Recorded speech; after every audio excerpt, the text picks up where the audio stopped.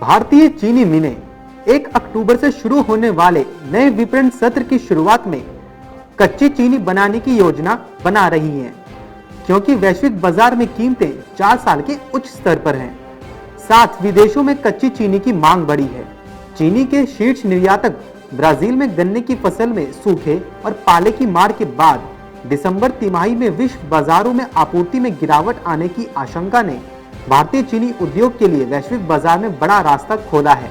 इसकी वजह से ही भारतीय मिलें कच्ची चीनी के उत्पादन की योजना बना रही हैं।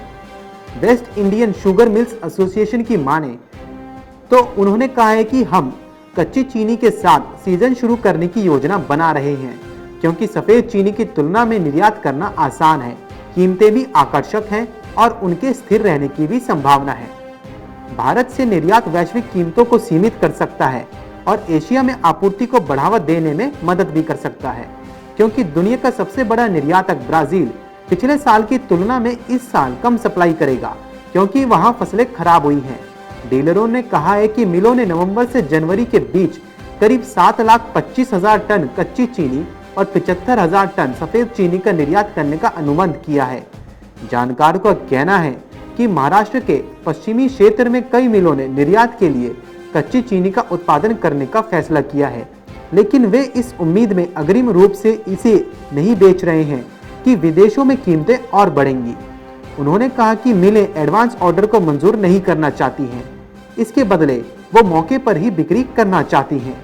वहीं अखिल भारतीय चीनी व्यापार संघ सिस्टा के मुताबिक निर्यातक मिलों से लगभग 32,000 प्रति टन पर कच्ची चीनी खरीदने को तैयार है, लेकिन उत्पादक बेचने को तैयार नहीं है। भारत 2021-22 में कम से कम 6 मिलियन टन चीनी का निर्यात कर सकता है, जबकि चालू वर्ष में यह 7.1 मिलियन टन था।